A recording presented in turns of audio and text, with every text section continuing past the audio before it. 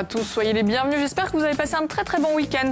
Histoire de bien démarrer la semaine, on vous a réservé une émission spéciale, un lundi sportif. Christophe Santini, on reviendra sur le parcours hors du commun de ce sportif de l'extrême qui ne s'arrête jamais. L'athlète de haut niveau s'apprête à relever de nouveaux défis. Alors en Corse, aux États-Unis et même en Antarctique, il fait une petite pause sur le plateau. Merci Christophe d'être avec nous. Bonjour Faustine. Alors vous nous promettez que chacun trouvera chaussures de running à son pied. Exactement, je vais vous donner des conseils pour aller toujours plus vite, toujours plus loin, mais en toute sécurité, parce que c'est très important lorsqu'on court. Et c'est pas Christophe qui va vous contredire. Alors on reste dans le sport, mais avec un marathon un petit peu différent, un marathon informatique, c'est du côté de Corté. Francesque est en direct de Lac Fort Corsica, on lui fait un petit coucou, j'espère que tout va bien et qu'elle est prête. Oui, elle est prête, elle est au top. Allez, on reviendra vers elle un petit peu plus tard. Et enfin, à 13h, on va parler de la préparation physique parce que pour relever des défis, c'est quand même extrêmement important. On reviendra sur vos exploits, Christophe. Et puis surtout, on aimerait bien que vous partagiez vos conseils de coach. Si vous avez envie de réagir, vous pouvez nous appeler 0800 3x 0900 ou nous écrire sur Facebook. Vous veillez ? Exactement. Il y a déjà des réactions ? Il y a quelques réactions. Déjà, mais on en veut plus. Attention. Alors, on en veut plus. Allez, c'est parti tout de suite. Le parcours du sportif de l'extrême.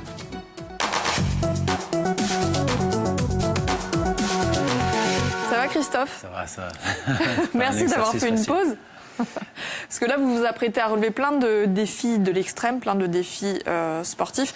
Alors pour ceux qui éventuellement ne vous connaîtraient pas, on va revenir un petit peu sur votre parcours. Vous êtes habitué des exploits, 5 Ironman ou encore la traversée des États-Unis en 2 semaines. Alors que ce soit à pied, à vélo, à la nage, rien ne vous arrête. Voilà, tout est possible. On essaie toujours de se trouver une occupation, quoi, on va dire. Vous êtes fixé un nouveau défi. Oui. Là, le prochain, ça va être battre le record de Thierry Pistorozzi. D'essayer, on va dire. Alors, c'est quoi son record ? Alors, son record, il consiste à... Donc, c'est Ersa Bonifacio, donc en courant. 250 km avec 5550 mètres de dénivelé. Rien que ça. Voilà, donc il a mis 32h31, c'est ça ? C'est ça. Voilà, donc on va essayer de se préparer pour descendre sous la barre des 30 heures, quoi. 30 heures. 30 ouais. heures, d'accord. Alors, son record à Thierry, c'était quand ? C'était il y a 5 ans, c'était en 2013. Donc voilà, le premier qui a établi le record, c'était Etienne Meloni en 2008. Et c'était donc, encore ? C'est vrai que c'était il y a 5 ans. Il y a 5 ans, exactement. Donc, tous les 5 ans, quelqu'un se lance. Et là, on a les images de Thierry. Exactement, ouais, c'est Thierry. Ouais. Vous allez partir tout seul ou comme lui, vous allez être accompagné ? Je vais essayer de me faire accompagner quand même. C'est beaucoup plus motivant quand même, ouais, surtout la nuit. Pour éviter de s'endormir. Pour éviter d'avoir des coups de fatigue. Alors pourquoi ce défi, Christophe ? Pourquoi celui-ci, pas un autre ? Alors pourquoi celui-ci ? Comme c'était Etienne Meloni qui l'avait donc mis en place il y a 10 ans maintenant. Ouais. Donc j'ai le record du Tour de Corse en vélo, donc et pas que, hein, il y en a plein d'autres. Voilà. Comme ça, du coup, c'était l'histoire d'agrandir un peu plus le palmarès. Vous lui aviez fait une promesse au départ. C'est vrai. J'avais promis à Etienne qu'un jour ou l'autre, j'allais m'y attaquer. Et c'est vrai que comme chaque année, j'ai pas mal de trucs à faire et que je repoussais chaque fois. Là, du coup, cette année, ça tombe. Il y a un créneau qui tombe bien et du coup, je vais en... Donc ça, c'est au mois de mars. C'est au mois de mars, oui. C'est au mois de mars. L'objectif du défi, donc, c'est battre un record, certes, personnel, exactement, mais pas que.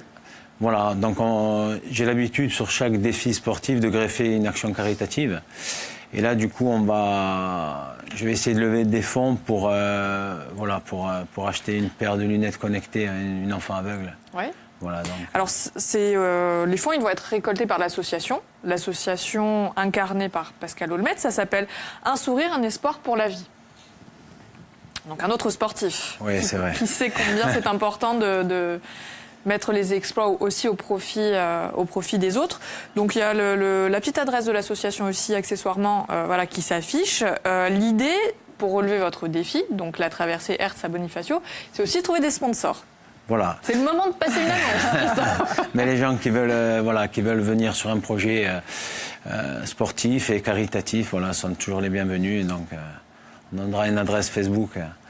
Alors, il y a la page Facebook de l'association, il y a la vôtre. Voilà. L'objectif, c'est que d'autres personnes viennent aussi se greffer au projet. Oui. Et c'est déjà le cas. C'est déjà le cas avec des étudiants.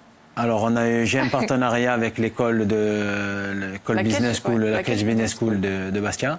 Voilà, donc que je rencontre demain et ils vont s'occuper de tout ce qui est communication et démarches de sponsors et dossiers de presse et voilà. Donc, ah oui, d'accord. Donc vous n'aurez plus rien à faire, quoi. Le démarchage de sponsors, c'est pour eux. Voilà, exactement. Je vais essayer de me contenter faire ce que je sais faire, c'est m'entraîner.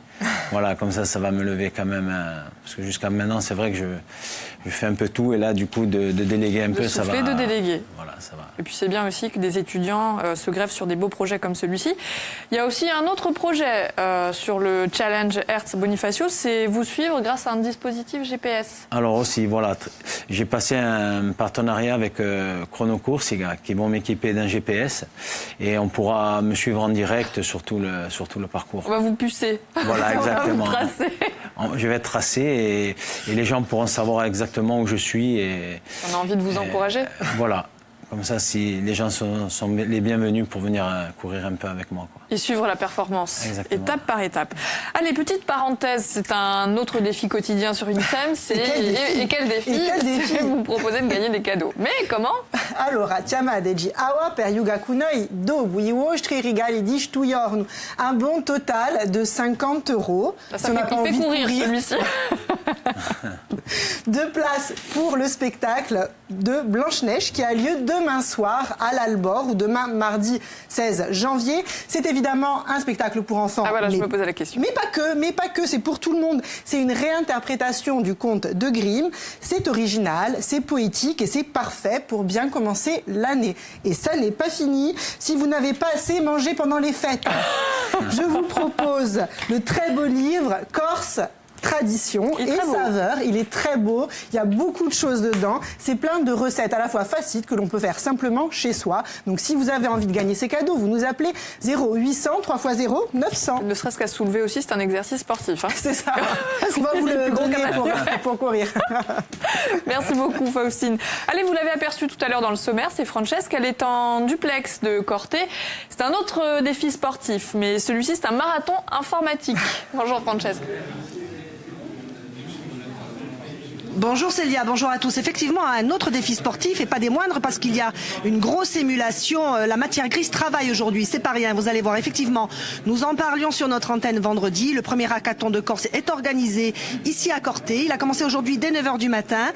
En gros, je rappelle ce qu'est un hackathon et ce que vont faire les étudiants ici à Corté de la filière informatique. Eh bien, ils vont être épaulés par des coachs et vont essayer de créer et de développer une application web ou mobile innovante. Attention, ça n'est pas rien. Pour nous en parler, 2 invités, Evelyne Vittori et Jean-Vincent Kilichini. Evelyne Vittori, bonjour. Bonjour.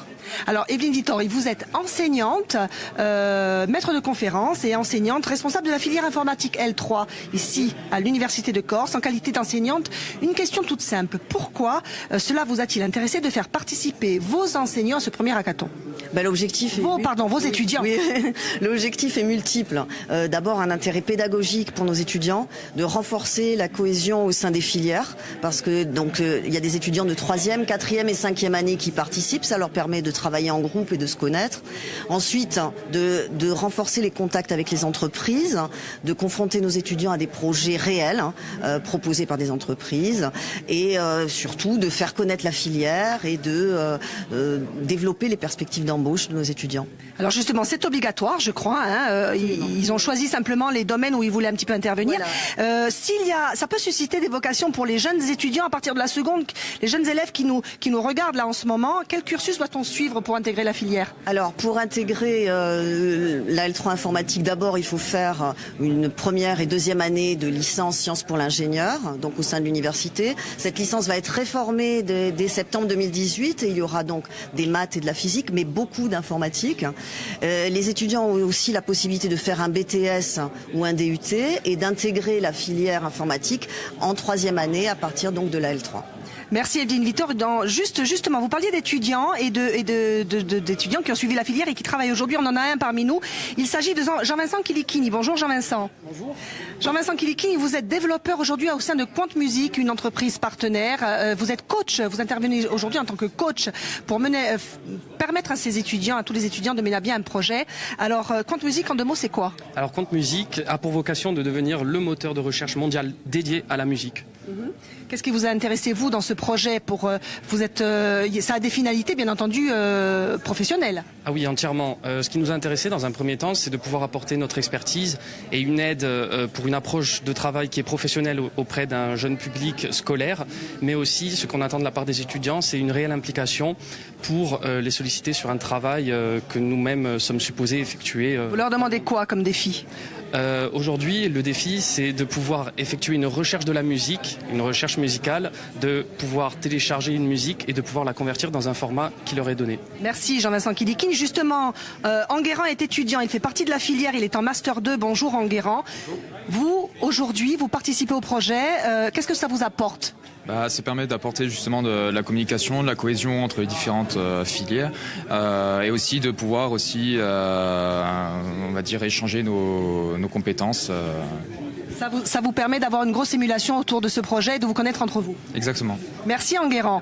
Merci à vous tous de nous avoir suivis. Alors je le rappelle, le marathon informatique se termine demain à 15h. Eh bien, il y aura la présentation au jury de tous ces projets. On attend avec impatience le résultat et puis on attend également que cette manifestation, cette très belle manifestation, se reproduise, pourquoi pas l'année prochaine, et soit ouverte à tout public, à voir et à suivre. Merci Ajaccio, merci à vous. À demain. À demain, Francesca, évidemment, on vous tiendra au courant des résultats. Allez, on va bousculer un petit peu, nous, notre programme, puisque Marina déboule en plateau, mais avec la tempête. C'est pas une plaisanterie. Bonjour Marina. Bonjour à tous. Effectivement, je déboule avec une énième tempête d'ouest qui va nous toucher dès demain en soirée et surtout dans la nuit du mardi à mercredi. Alors, si demain matin, on a un vent de secteur ouest à 90 km/h sur la Balagne, le Cap Corse, au parage des Bouches de Bonifacio, dans l'après-midi et en soirée, on aura des pointes, des rafales. Écoutez bien, à 160 voire 180 km/h, notamment entre Corse et continent vers l'extrême sud, sur nos massifs, encore une fois, sur la Balagne. Ce vent va débouler, va déferler, comme vous voulez. Les deux se disent du côté de Bastia, avec des pointes à 100-110 km/h. On aura une mer qui sera grosse sur la Balagne, le Cap et vers l'extrême sud. Il y a bien sûr des effets locaux qui provoquent cette puissance de ce vent de secteur ouest. S'il arrive du large à 120-130 km/h, pourquoi tout d'un coup sur le Cap Corse, entre Corse et continent, il est à 180 km/h? Eh bien, c'est un des effets, c'est l'effet Venturi. Il s'agit d'un entonnoir entre Corse et continent. Quand le vent arrive, il est resserré, donc il accélère pour en ressortir, d'où cette force très très importante. La plus grande prudence est de mise, bien entendu. C'est comme ça qu'on explique l'arrivée d'une nouvelle tempête si rapprochée après la tempête Eleanor? Non, là c'était des effets locaux. Ce qui nous intéresse, nous, pour cette énième tempête, en fait, cette large ceinture dépressionnaire. Et dans cette large ceinture dépressionnaire, il y a eu plusieurs tempêtes et celle-ci qui va arriver. D'ailleurs, je vous propose, on cherche un nom pour cette tempête. Pourquoi pas Célia? Je dis ça, je dis rien. Je trouve que Marina, c'est mieux pour une tempête. Non, elle a eu lieu en 2016. On peut pas se répéter. Il faut attendre un petit peu. Donc, là, une situation dépressionnaire, une dépression à peu près 942 hectopascales est située sur l'Islande, donc dans le nord. Elle génère donc tous ces vents forts. Il y aura aussi des précipitations fortes sur la façade ouest, les versants ouest-sud-ouest, de la neige à 1200-1300 mètres. Allez, une bonne nouvelle. Oui, c'est ce que je craignais quand même, parce que maintenant que vous nous avez bien inquiétés. Amélioration prévue. Le tout se calme. Mercredi, c'est très très fort encore. Ça se calme à partir de jeudi. Partout ? Quand ça se calme pour tout le monde, on bascule dans un petit flux de secteur nord-ouest. Et ce vent de secteur nord-ouest va toucher Ajaccio. Et là, on aura des rafales à 100 km/h. Donc, Ajaccio, c'est un peu après la tempête. On continue. Quand les autres s'arrêtent, nous, on continue. Donc, les deux villes, Ajaccio et Bastia, seront concernées par cette tempête. Eh bien, on vous remercie, Marina, et on compte sur vous pour nous tenir informés. Comme les scouts, toujours là. Ça, merci beaucoup. On poursuit avec vous, mon cher Christophe. Alors, on a vu le prochain défi que vous avez décidé d'entamer. Pourquoi on se lance des défis comme celui-ci? On se souvient tous de l'Ironman de Nice avec Kevin. Kevin, bien sûr. Belle aventure. Comment ça s'est passé? C'était quand? Alors c'était en juin 2016. Et voilà, donc ça a vraiment été une belle rencontre, Kevin. Donc toujours pareil, c'est Pascal Olmet, donc l'idée a mûri avec Pascal. Kevin Roustan, c'est un jeune homme. Voilà, qui est alors paraplégique. Ouais. Et donc voilà, on lui a proposé tout simplement le projet et il a dit oui sans hésiter. Donc on est parti s'entraîner donc avec Pascal, le papa de Kevin et Kevin. Donc on est parti s'entraîner au Canada. Alors pourquoi le Canada? C'était vraiment, on était en pourvoirie, c'était vraiment pour voilà, parce qu'au départ on se connaissait pas. Donc et je voulais pas partir avec quelqu'un. Avec oui, il fallait que quelque chose voilà, qui ait un lien quand même affectif après. Donc pas simplement un gamin qu'on met dans une poussette et qu'on amène sur un exploit sportif. Voilà. Donc on est parti une quinzaine de jours s'entraîner au Canada tous les deux. Et là, du coup, ça a vraiment créé un lien très fort. Et voilà, donc ça a permis au final de vivre une aventure humaine extraordinaire. Donc un exploit que vous avez réalisé à deux. Parce qu'il y a quand même largement contribué. Exactement. Voilà, le but aussi, c'était ça, c'était de l'impliquer. De l'impliquer dans l'Ironman. Et c'est vrai que dans des phases de montée, parce qu'il faut savoir que l'Ironman de Nice, il y a 2000 mètres de dénivelé, donc c'est pas simple. L'Ironman, c'est quoi? Vélo, natation? C'est natation. Il y a 3 km 800 de natation. Il y a 180 km de vélo, donc là, sur Nice, avec 2000 mètres de dénivelé. Et on finit par un marathon sur le... Encore de belles images. Ouais, très très belles images. Alors, que ce soit seul ou en binôme, c'est toujours au profit des autres, on l'a bien compris. Exemple, vous détenez le record du monde de vélo non-stop, 36 heures. En salle, oui. En salle. Et donc ça, c'est un défi très particulier. C'était pour le Téléthon? Alors, c'était pour le Téléthon. Donc, mais c'est très spécial. Je pense que c'est pas forcément le meilleur des souvenirs. Non, parce qu'on est tout seul dans un gymnase et c'est vrai qu'il y a rien d'intéressant, quoi, je veux dire. Donc, on pédale tout seul. Donc, c'est vrai qu'il y a un peu de monde. Après, la nuit, un peu moins. Donc, du coup, ça devient... On se sent seul. Hein, on se sent très seul. Alors... Autre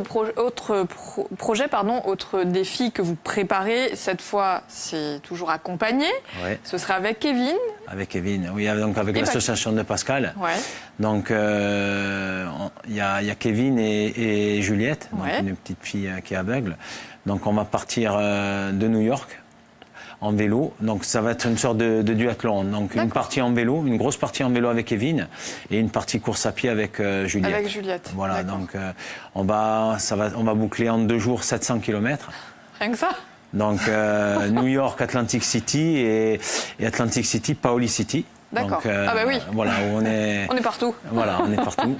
Donc c'était vraiment c'est vraiment un beau défi, quoi, en perspective. Et même chose, pour pouvoir le relever dans de bonnes conditions, il faut réussir à réunir des sponsors. Voilà, donc là du coup c'est pour aider l'association de Pascal. Donc il a un site, vous pouvez... Donc un sourire, un espoir pour la vie. Voilà, exactement. Si on a envie d'aider à la réalisation de ce projet, on sait où aller. Vous avez déjà commencé à vous préparer ou pas ? Alors, il faut savoir que je me prépare toute l'année, moi. Donc, pour un défi commerce à Bonifacio, j'ai que 3 mois de préparation. Donc, en sachant que Thierry avait mis à peu près 1 an. Ouais.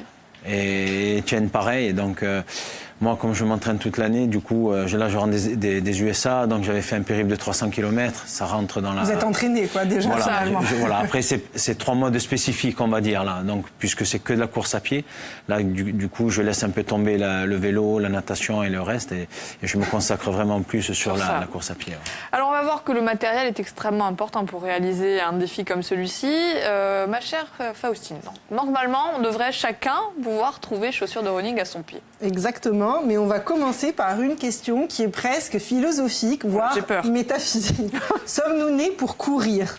Contrairement à ce que l'on peut croire, c'est la nécessité qui a amené l'homme à courir, comme par exemple le danger. Alors pourquoi court-on aujourd'hui ? Pourquoi court-on dans Bastia ? Pourquoi court-on dans Ajaccio ? Pourquoi dans la station ? Court-on partout ? Et oui, fuir le danger à grandes enjambées, c'est tendance. Une tendance qui pèse lourd, puisqu'en France, ça représente 900 millions de chiffres d'affaires par an. Alors, il faut savoir qu'aujourd'hui, attention, on ne parle plus de course à pied, s'il vous plaît. Ah bon? On parle de running. Ah oui, le running, c'est la même chose, mais en même temps, ça change tout, c'est très différent. La course à pied, c'était ce sport pratique et pas cher que l'on pouvait faire partout. Et oui, il est loin le temps où l'on enfilait négligemment sa paire de baskets et l'on sortait courir, les cheveux au vent et les bras ballants. Et non, c'est plus comme ça du tout. Le running, c'est autre chose. Le running, c'est connecté. Le running, c'est technologique. Le running, c'est tendance et c'est sérieux. Dans le running, plus que le plaisir, c'est le dépassement de soi. C'est l'Eldorado de la course à pied. C'est l'Amérique du coureur, justement. Et pour vous aider dans votre quête, quoi de mieux que de bonnes chaussures, basket, des baskets. Basket, la chaussure de running va améliorer votre performance, mais aussi vous protéger des blessures. On va donc parler de ce magnifique objet qu'est votre pied. Pour choisir vos chaussures, il vous faut d'abord individuer l'anatomie de votre pied, car les chaussures n'auront pas la même forme selon votre cambrure. Ensuite, deuxième élément important, c'est la foulée.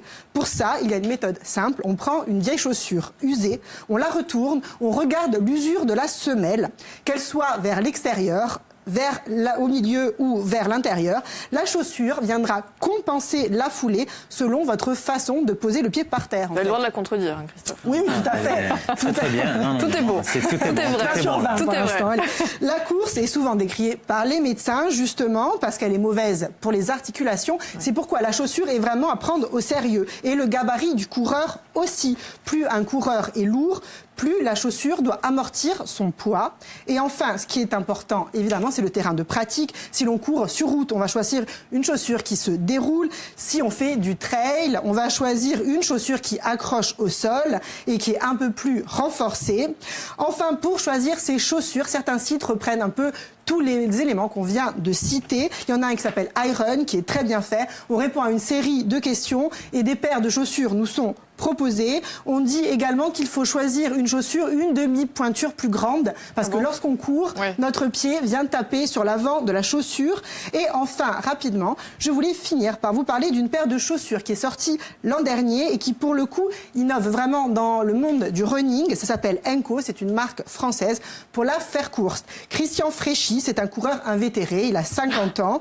Il commence à avoir des problèmes de dos et son médecin lui dit « stop la course ». Alors il se lance dans la conception d'une paire de chaussures qui peut lui permettre de continuer sa passion. 12 ans après, il met au point les Enco Running Shoes qui remportent le prix de l'innovation à Las Vegas.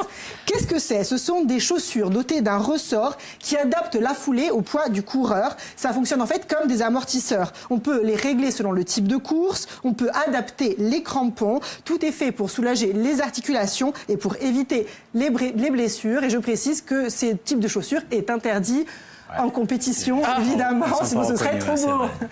Voilà. Mais merci beaucoup. Vous les connaissiez, ces chaussures? Ouais, je les ai vues. Vous avez essayé? Non, c'est énormément cher déjà. C'est 359 €, voilà, le petit prix. Et surtout, elles sont pas homologuées en compétition, donc du coup, ça. C'est pas terrible. Pour le loisir. Voilà, exactement. Voilà. Alors, petite parenthèse avec quelqu'un qui a envie, alors pas de courir, mais de jouer, c'est Eugénie. Bonjour Eugénie. Bonjour Célia, pas de salut. Pas de salut. L'essentiel est là. Merci. Vous avez passé de bonnes fêtes, Eugénie? Très bien, Célia. Tant mieux, très bien, tant mieux. Merci. Vous reprenez les bonnes habitudes, on joue? Alors, on va jouer, Eugénie, avec un titre de film. À deviner, donc. À deviner, évidemment. À deviner, alors, c'est un film avec Tom Hanks qui raconte la destinée d'un homme un peu naïf à qui il arrive des choses extraordinaires. Cours, Forest, cours. Bravo. Je n'ai pas fini, moi, ma petite énigme. Vous êtes très forte, Eugénie. Bon, en même temps, hein. C'était facile. C'était facile pour bien commencer l'année. C'était facile. Bon, si on a vu le film, bien sûr. C'est mieux. Ça vous a plu. On vous félicite, Eugénie. Bravo. Donc, le livre, les places de concert, le bon total. Exactement. C'est tout. Tout part chez Eugénie. Tout part chez Eugénie. Merci. Bon, vous restez avec nous, hein, Eugénie. Vous restez avec nous. On va poursuivre l'émission avec Christophe. On va évidemment se retrouver après le journal de 13h. Mais j'aimerais qu'on commence déjà à parler de votre prochain défi. Et là, roulement de tambour. Ce n'est pas la Corse, ce n'est pas les États-Unis. C'est l'Antarctique. L'Antarctique, oui. Donc c'est en fin d'année, ouais. Excusez-moi. Donc voilà, c'est une course qui fait partie du circuit mondial, au même titre que la course du Grand Canyon. Donc la particularité, c'est 300 km en autosuffisance, c'est-à-dire avec tout son pactage, l'alimentation, le sac de couchage. Donc voilà, et c'est 6 étapes. 6 étapes. 6 étapes. À pied. 6 étapes à pied. Sans les chaussures de Fausti. Voilà. Et la particularité du coup de l'Antarctique, c'est les températures. Les conditions climatiques voilà, extrêmes. c'est du moins 40. Et ça peut aller jusqu'à, comme c'est très venteux, ça peut aller jusqu'à moins 60. Voilà, donc une bonne doudoune. Des bonnes chaussettes. Ça va être des conditions des quand même voilà, relativement Ça fait dures. partie du défi, j'imagine. Voilà, exactement. Ça fait partie du défi. Et bon, mais on a quand même la chance de courir sur la péninsule antarctique, donc c'est vrai que c'est pas quelque chose voilà, que tout le monde a accès, quoi. Mais j'imagine, de toute façon, je pense qu'en Antarctique, peu de monde peut se vanter d'être parti faire une course. Vous restez avec nous, Christophe? Oui. On va se retrouver juste après le journal de 13h, juste après le flash, pour justement parler de ce défi-là, puisque pour qu'il se réalise, il faut aussi des sponsors, donc vous nous direz tout. Et puis surtout, vous allez nous donner quelques conseils. Alors, sans aller jusqu'en Antarctique, mais ne serait-ce que pour faire un petit trail, une petite course et aller jusqu'au bout, améliorer ses sports, ces résultats, vous allez nous dire comment on fait ça? Super. Allez, c'est Allez, 5 minutes. Bougez pas, tout de suite.